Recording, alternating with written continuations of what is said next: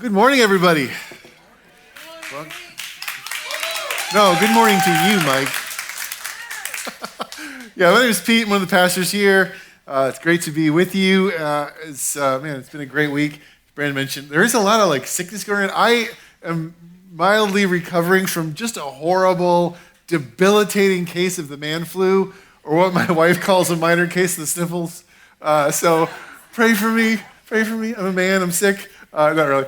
But if you are joining us today and you weren't with us last week, this isn't necessarily building on it, but last Sunday, Pastor Robert, did such an incredible job talking to us about the idea of labels and how, these labels can stick to us, and sometimes they're true or not. We got to be careful the way they guide our lives and what we believe about ourselves.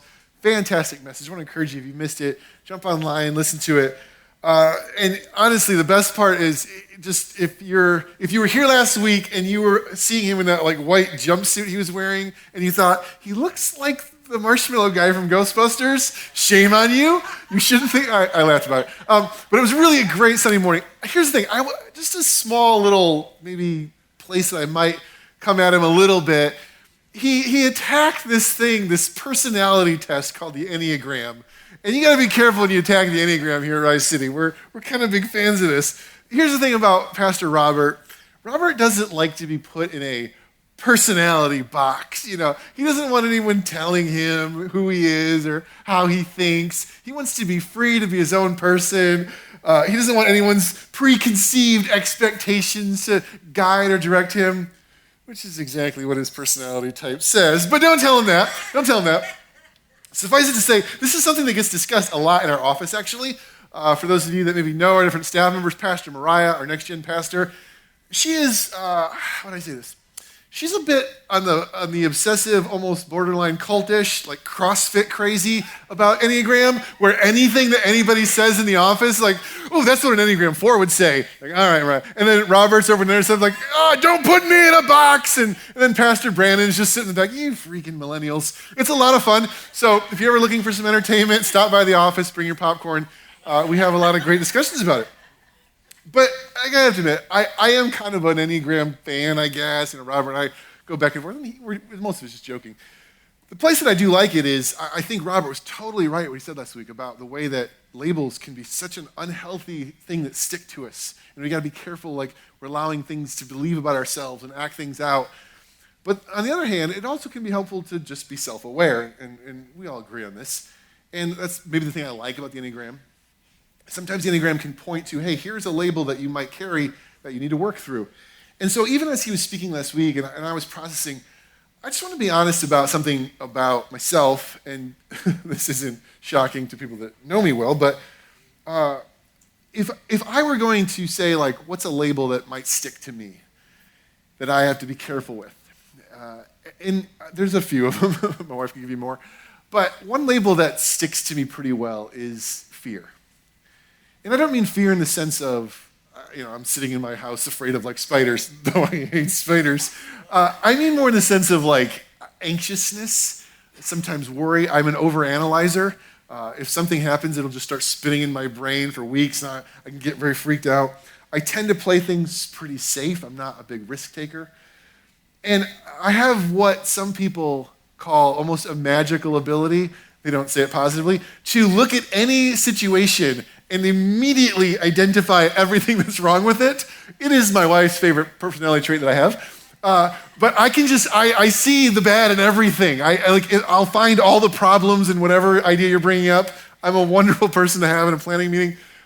We were even kind of joking a few weeks ago, if you were here, again, Pastor Robert dressed up in his little Tigger outfit, and someone was like, you need to go out there in an Eeyore outfit. I'm like, I probably should. That's part of my personality. It's a bit of a label I can carry. And sometimes I need to be careful that I don't let it define me, but I'm also aware of it. I'm usually the person that's kind of quick to point out, well, what about this? What about this? That could go wrong. This could go wrong, whatever. And if I'm not careful, it can consume me. It can really get a hold of me in ways that can take me down dangerous paths, especially when it feels like the world is on fire. When you have these moments where society feels like it's almost suffocating me. I have these times almost in my brain where it's like the world is just like knocking on my door, and I know that if I even just open it a crack, it's just gonna like flood my house and drown me. And I just, this is fear almost. I work really hard to avoid it. And again, it's one of the helpful things about knowing how I'm wired, how I can kind of put up some boundaries and protect myself from things. And for the most part, I've done a pretty good job of that, knowing like, hey, because of my natural inclination, I need to stop doing these kind of things. But sometimes I just forget, I don't know, I just completely like let my guard down. And I find myself doing something that I know that I should never do. I know in my head, do not do this. Especially in this season, whatever history is going to call this season of human history, I don't know. I think sometimes our grandkids are going to be like studying and the professors are like, let me tell you about the 2020s. Ooh, a horrible time to be alive. I don't know what this time is, but whatever it is, I know that there's something that I should never do, and yet still sometimes wake up, roll over, grab my phone, and start reading the news. Like, I don't know why. It's almost like I know that my bike is missing its seat, but I still run and jump on it anyway, as if it's gonna end well this time. It never ends well. I'm never gonna find myself being like, oh, yay for humanity today. But sometimes I just keep doing it, and it's so stupid. It's never some wonderful piece of news written by a calm, collective journalist with no bias that just wants me to stay calm. It's like somebody's taught Chicken Little how to type, like, go freak everybody out, you know? And I'm just like, why even get out of bed? The world's a dumpster fire anyway. Best part of waking up. I do this to myself. You know, and I don't know what your particular Enneagram number is. Maybe you have a type, maybe you're like Robert and deny it even exists, whatever. But even if you're not somebody that maybe is more gravitating towards fear, anxiety, or uncertainty, just trying to raise healthy kids right now. Yeah. Right? Like, ever just feel that? Like that anxiety of like, how do we do this? Where are we going? I think even if you're not someone maybe that has the tendency to go as deep as I do, all of us are dealing with heightened anxiety in ways that are just crazy. I heard a stat recently that 1 in 6 Americans is currently on antidepressant medication. 1 in 6. We are all dealing with this. And whether it's politics and elections or inflation and just losing your mind when you go to put gas in your car, like what? Whether it's looking at people around you that it seems like are losing any sense of a moral boundary or center, whether it's looking at inflation in general and the economy dropping faster than a thermostat in the Midwest in January, there's a lot to freak out about right now. There's a lot to be scared about. And this struggle with anxiety and fear is such a huge part, not just of maybe people, I think it's a lot of us. And in these moments, we long and we desperately want something to assure us that it's going to be okay. We want someone that can fix it, that make it better. We want something that can bring some semblance of hope and peace and assurance, make it manageable, safer. Everyone is asking the same question on some level. Where is hope in all of this? Is it going to get any better? Can it get better? Who can fix it? Who can make it better? But unfortunately, most of the places that we turn, just like stuff filling up our phone screens, isn't making it better. It's making it worse. It's making us more anxious, more nervous, more fearful. And I remember this was during COVID. It was in the worst of it, you know, when we were still stuck in our houses and nobody knew why. And I had on these mornings where I roll over, I grab my phone, and it was about to end poorly. But in that moment, it was like God was just in my room like, don't do it. And I was like, oh, I'm not going to do it. Instead, I opened my Bible app and just clicked on a psalm. And this is the psalm I clicked on, 121, verse 1 and 2. Let me read it for you. It says this, I lift my eyes up to the mountains. Where does my help come from? My help comes from the Lord, from Yahweh, the maker of heaven and earth. And suffice it to say, that was a much better way to start my day. I'm glad that I did it. And one of the first thoughts I had, I remember I even just kind of made some notes in a journal that I was referencing earlier this week.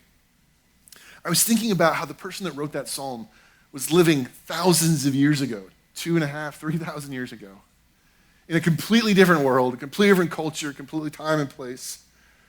But whoever wrote it was feeling the same fear and insecurity and anxiety that we have today. They were feeling it. And the world was and still is a crazy, often scary place. And humans have always been asking themselves, where does my hope come from? You know, we're dealing with a lot. And sometimes perspective can be helpful. We're dealing with, things are just, But imagine living 3,000 years ago. Imagine not having medicine if your kids are sick.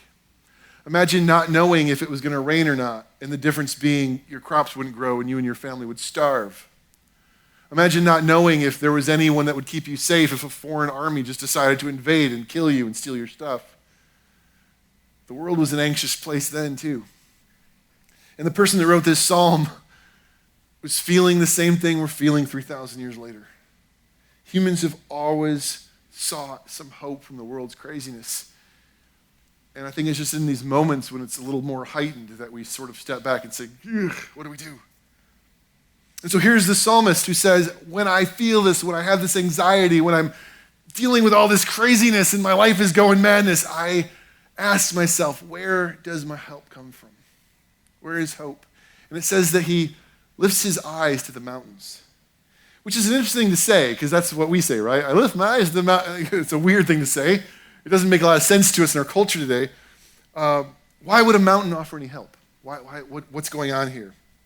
And I think as we unpack this passage a little bit and look at how the psalmist was thinking, what was going on in the psalmist's life, we'll see that there's actually a lot here that applies to us today. So I want to unpack it a bit. I want to look a little deeper into the psalmist, into the world that he was in, and ask the question of what exactly was he getting at? Before I do, I'm just going to pray. I just want to ask the Lord to speak. I feel like there's so many of us that are in this season. Our staff met this week, and it was just like a big thing we're talking about, just a lot of anxiety, a lot of fear. I just want to pray, and I want to ask the Lord to begin to speak hope into our hearts in ways that I think he spoke into the psalmist years ago and wants you to continue today. So would you pray with me? Father, we're here today to seek you for hope. We're here today to hear your words in ways that can bring about an assurance, a calming to our anxiety, a faith that stands through storms. And so I pray, God, that you would speak. I pray that your word would come alive to us today. And we commit to listen to you, to hear what you have to say. So we invite you in this place. We invite you to calm our hearts. We invite you to speak assurance to us. And we commit ourselves to follow you regardless of what's going on around us and trust that you are the one who sees us through. Amen. Amen. So, why does the psalmist lift his eyes to the mountains? Well, let me start here. Psalm 121 is part of a group of psalms. There's 15 of them that we call psalms or songs of ascent. And the reason we call them songs of ascent is because this was at a time when the people would travel to a city called Jerusalem, which still exists. And in Jerusalem, there was a temple. And the temple was built to Yahweh, the Lord, God, the Jewish God.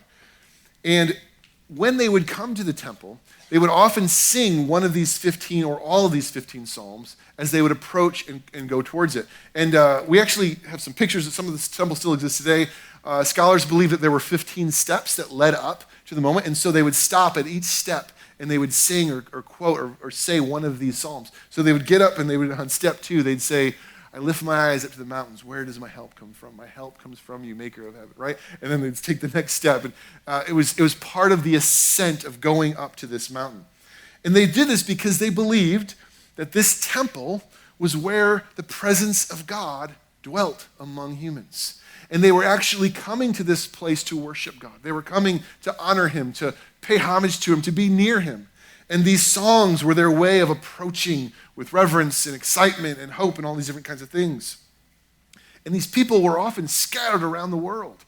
So yes, there were people that lived around Jerusalem that were there in the city, or maybe a 2 or 3 day walk. There were other people that would travel for months, every 5, 6, 10 years, just to have this moment where they could climb these steps and be near the presence of God and say these psalms as they got closer and closer. The one true God, the maker of heaven, this is where he was, and now we're here. And the reason why we use these ideas of ascent and lift our eyes on these kind of things is because the ancient city of Jerusalem was situated on a mountain that they called Zion, Mount Zion. This was a city that existed prior to them, and then King David conquered it and made it his capital. And after David passed, his son Solomon became king. And Solomon built this temple on Mount Zion. So it was literally on a mountain that they would ascend up. So these ideas of lifting your eyes, of climbing the steps, of ascending, going towards it, was literally elevation. People coming on a pilgrimage to meet with God, to worship in the temple, would go up the mountain. And as they would approach it, they would lift their eyes towards it and see it. But there's another piece of this that you need to understand that helps us see what the psalmist is getting at here. Because when you hear this idea of a mountain, and depending on where you grew up, I grew up in the Midwest, we didn't really have mountains. We're a bit more familiar here, especially in East County. You got to be careful that you don't picture a big plain with this one peak jutting up in the middle of it. Oh, there's Mount Zion. It wasn't like that at all. In fact, the area around Jerusalem was very extremely hilly. It was a whole area of mountains and hills and valleys. It's not like, it's more Julian, right, than the plain area. And so when you talked about lifting your eyes to the mountain, it was mountains. They're everywhere. There's tons of them. Mount Zion wasn't just one isolated mountain. It was in the middle of all these different ones. In fact, there's another psalm that's sent, 125, that says this, verse 2, as the mountains surround Jerusalem, so the Lord surrounds his people both now and forever. This was the geography. This was the area they lived in. It was mountainous, right? Everywhere. And so if you're traveling, you're making a pilgrimage to Jerusalem to worship in the temple. It's not like you were just walking some plain and then, there's a mountain. You were actually walking up mountains and down valleys and around. It's very, very hilly. On a pilgrimage, you would have numerous hills and valleys all around that you were traveling. And when they'd come to this moment, when they'd come then to the base of Mount Zion, they would lift their eyes up, and there's the temple up there, and they would ascend up to it. And what's more, and this is another thing, I had to go there to see this. Counter to what you might think, Zion isn't even the tallest mountain. There's taller mountains around it. So when you stand on the top of Mount Zion, you can actually look up to other mountains. And on the tallest mountain, there's actually a structure that's built there now. And people confused it with the temple because the Crusaders, when they went there and took it back, they thought that must have been where the temple was because, of course, you'd build it on the highest mountain. But it's not true. Zion is actually a smaller mountain than the ones around it. So again, you would come to the base of Mount Zion and you would look up. You would actually see all kinds of mountain peaks around you. What's the point? Well, let me go back to King Solomon. So King Solomon, his father dies, he takes over. And King Solomon was, by all records, an incredible king. We're told that he was, at one point, the wisest man who ever lived. Did some incredible things. And he was the one that built the temple. Big, beautiful, massive structure on top of Mount Zion. But it also tells us that King Solomon, while brilliant and wise and all these kind of things, his story did not end well. It took a pretty drastic turn for the worse, and a turn that affected the entire nation. And it would really tarnish, like the wisest man who ever lived made an extremely unwise decision that would affect the history of their nation. And his decision involved women. Doesn't it always? No, it was marriages. Now, just to be clear, in the ancient world, so King Solomon takes over and he was the third king. So we're talking about a relatively young country, a young nation. It had only been a nation for, 30, 40 years maybe. And the way that you solidified your power, especially as a new nation or young king, would be through marriages, political alliances. So you have this nation over here that you're kind of at war with. What do? Well, I'll marry your daughter and then we'll be at peace. This was a very common thing to do in the ancient world. And it allowed you to sort of strengthen your empire and gain strength and peace with your neighbors. Well, Solomon, he took this to an extreme. I mean, he grabbed this idea and ran with it because it actually tells us in 1 Kings 11, verse 3, it tells us that at one point Solomon had 700 wives and 300 women in his harem that weren't his wife. 1,000 women living in his palace with him. And I thought I had anxiety. I just couldn't even imagine. Like, this is the wisest guy ever? Okay. Now, the thing you want to understand with this, though, is that Solomon, when the scriptures tell us this, and I know this is a little bit weird, but the scriptures don't tell us that having all these wives was innately the problem because, hey, polygamy's wrong, although it does say that in other places. They understood that the king had a different thing. He had to live differently in order to be a king, whatever. The problem here is that the scriptures told the people, don't marry people who who are outside of the commitment to Yahweh. Don't marry people who worship and honor foreign gods. Because if you do, what's going to happen? They're going to bring their foreign gods in, and you're going to bring them into your house, and you're going to be led astray. And Solomon brought in 700 women, and look what happened in verse 4. It says this: as Solomon grew old, his wives turned his heart after other gods, exactly what they were afraid of. His heart was not fully devoted to the Lord his God, as the heart of David, his father, had been. So this is telling us that marrying these women and bringing in their own separate religions, their worship of other gods, affected him personally. And he started to turn away from God. And he started to be open to other things. And this would have a devastating impact on the whole nation because he was the king. And it was his responsibility to set up the walls and say, no, that stuff's not coming in. But he actually brought it in himself. But there's one more step here. Where are you going with this? Check this out. Look at verse 7. So he marries all these women and lets them bring them. And then in verse 7, it says this: on a hill, the same Hebrew word for mountain, on the mountain east of Jerusalem, Solomon built a high place, or like a temple or shrine, for Chemosh, the detestable god of Moab, and for Moloch, the detestable god of the Ammonites. On a mountain right next to Jerusalem, he built an altar for pagan gods that they were offering their children in sacrifice to and worshiping through temple prostitution. He built an altar on the mountain right next to the mountain that he built the temple to Yahweh. Then look at the next verse. It says this: he did the same for all his foreign wives. How many wives did he have? 700. He built altars for 700 foreign wives. Why does this matter? Here's what it matters. On a hill next to Jerusalem, and then on a hill, and on a mountain, and on a mountain, and on a mountain, and on a mountain, and a mountain. If you were walking towards Jerusalem in this day, and you approached the mountain of the Lord, all of the mountains had lords on them. Every single mountain around at that time had a shrine or a temple to a different god. And a person standing in a valley beneath Zion would lift up their eyes to the mountains and be forced to ask themselves a very difficult question. Which one? There's so many options. Shrines to other gods. And each of these gods was promising some kind of hope. Come and worship me. Offer your children as sacrifice here. Come and give, and I'll provide what you need. This was how they viewed religion and gods. You had to give the gods something and hope that they would take care of you and provide for you. And all these different hills, all these different mountaintops presented all the different options that you could lift your eyes to and ask for help and hope in your time of need.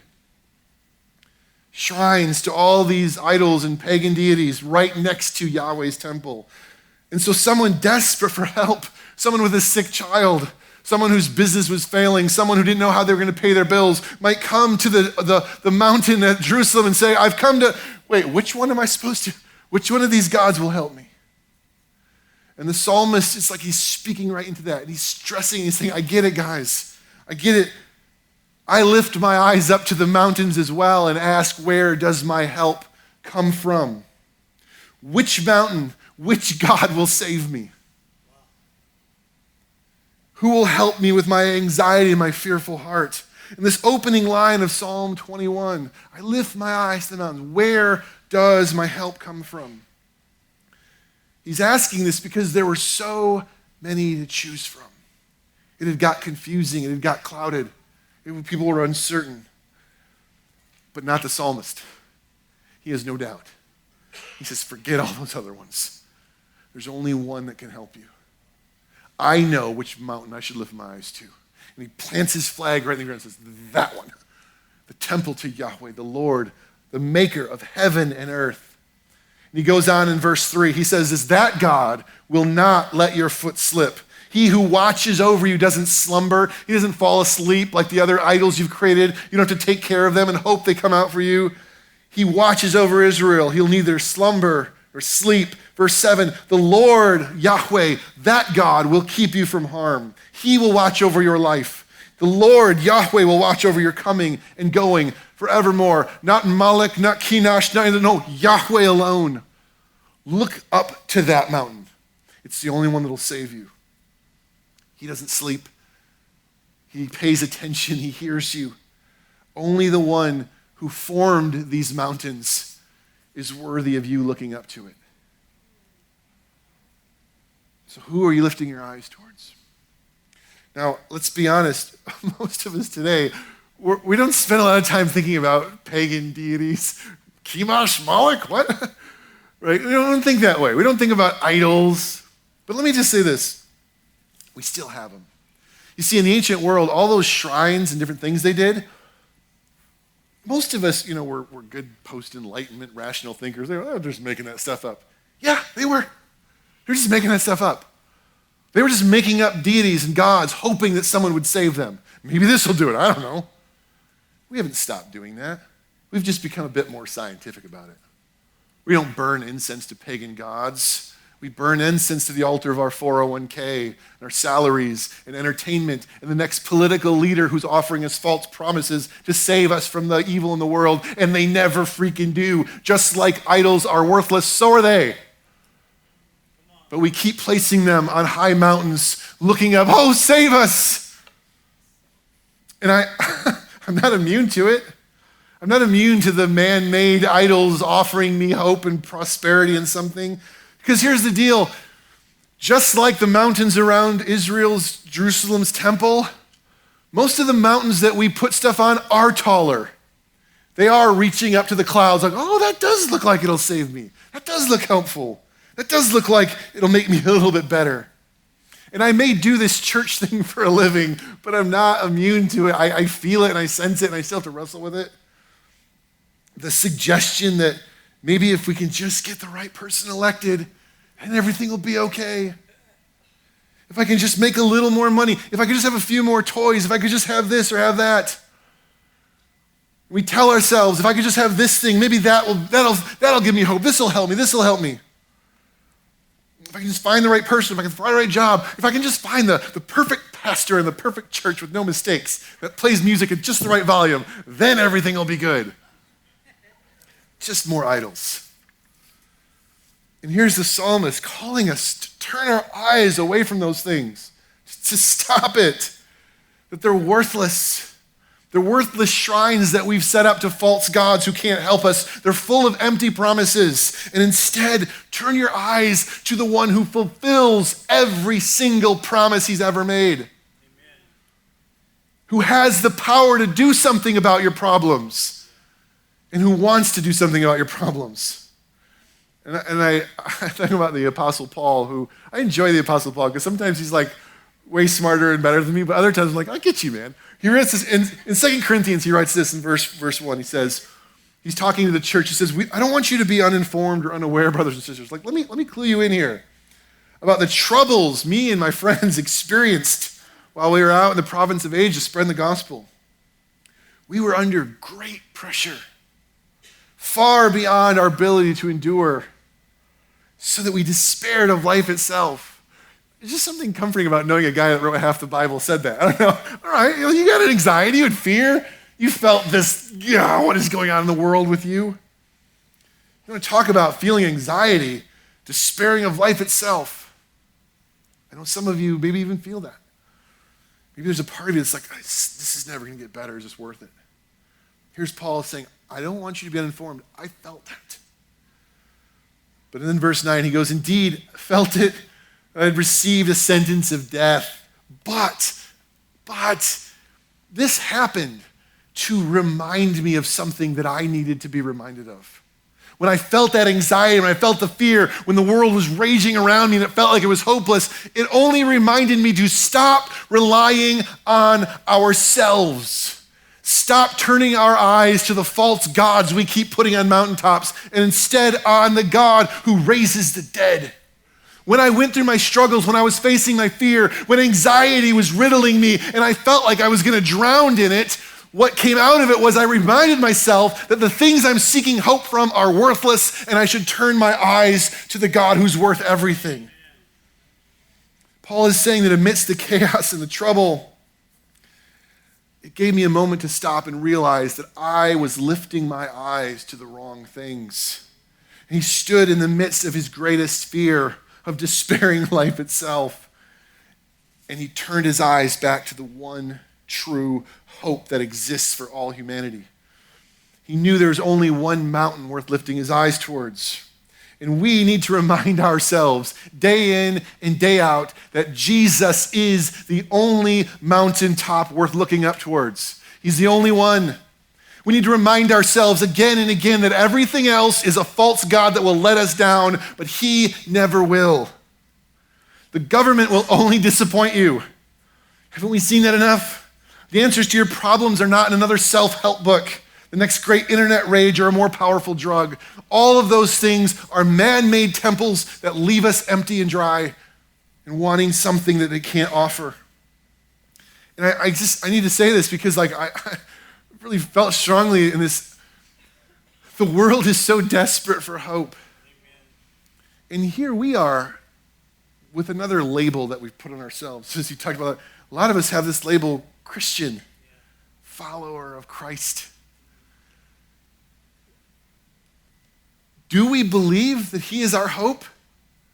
Are we turning our eyes to that mountain? Or are we just as lost and anxious and fearful and afraid as everybody else? Have we turned our eyes away from the one source of hope the rest of the world is looking for? And that's a challenge to me that I already have the source of hope. It's the greatest label that I have on me, the one I don't want to take off. I am a follower of Jesus. And then every time I'm feeling this, I'm like, wait a minute, how did this happen? And here's how I think it happens. There's a story in the Gospels where Jesus comes out and walks on water. Pretty cool. And he invites one of his followers, Peter. He says, Peter, come on out, follow me. And Peter starts walking on the water. He literally starts walking on water. And the scriptures say that suddenly Peter took his eyes off of Jesus. And he started looking at the wind and the waves, and he started to sink. And let me just say this. I think for us, this idea of sinking isn't instant. I don't think we as Christians take our eyes off to underwater. I think it's just kind of a slow ebb to the point that sometimes we don't even realize we're sinking. Yeah. And then suddenly our lungs are filling with water and we can't breathe. And we're like, oh, what's going on? And we look back and realize we took our eyes off of Jesus months ago. And we still have the fish sticker on our car and we still listen to K-Love once in a while. But we took our eyes off of Jesus and now anxiety is riddling us and we don't understand why. And we say things like, oh, I'm a Christian, I like church, it's okay, but, whatever. It's kind of, I want my weekends free. I don't need to go to church to be a Christian. Well, you don't. But suddenly, you've taken your eyes so off Jesus that you don't know what's happened. And look, we don't do this thing here to justify Brandon and I's salary. I'm glad I have a job. Thanks. But it's not why we do this. And these guys don't come out here and play music for us to entertain us. That we can be like, that was a good one. That was a little too loud. I don't know if I... That's not what it's about. The reason that we gather together as Christians day in and day out after week, month after month, is because we must continually set our eyes on Jesus. And when we start looking at other mountaintops for hope, we start sinking and we fall back into all the anxiety and fear the rest of the world is struggling with.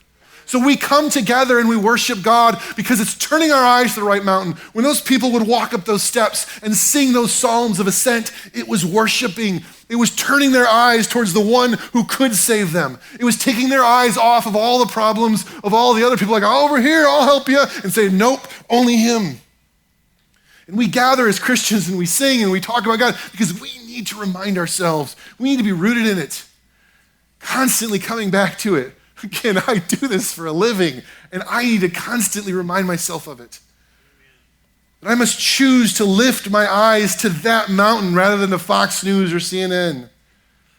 I need to call upon the name of the one true God revealed in the person of Jesus rather than hoping that the next candidate or financial guru can help me or something. He demonstrated in living proof what true hope looks like when he walked out of a tomb. He is the only one who can save me. And again, I think of this idea of it's easy to look at people in the past like, you guys are so stupid, worshiping stone altars and things. There's nothing there. Those aren't real. They can't help you. And you're like, you're right, but you think that can help you? You think because you're a modern American, you figured out the key to success? How's that working out? It's not working out. The idols that we're building are failing us because they can't, and most of them just pretend and don't really want to help us. But on with this, my wife has this board in our kitchen that she can put like letters on, and every month she puts a different saying. And this month there's just this fantastic verse on there.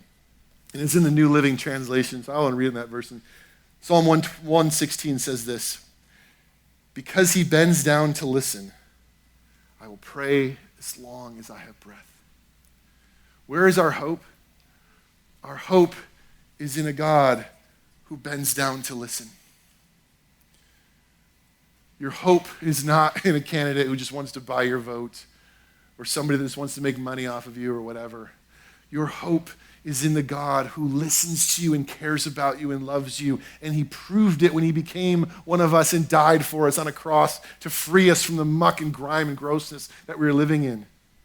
Because he bends down to listen, we will praise him as long as we have breath. Because he bends down to listen, he will be the mountain we turn our eyes towards. Amen.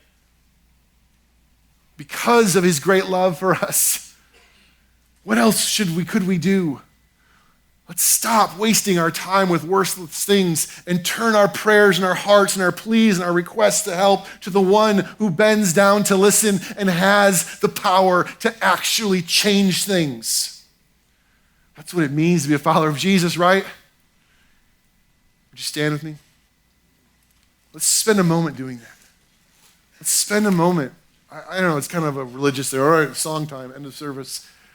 Let's turn our eyes to the one who bends down to listen. Let's spend a few moments right now saying, God, we have come to the base of your mountain. We are turning our eyes to you because you alone are the living hope.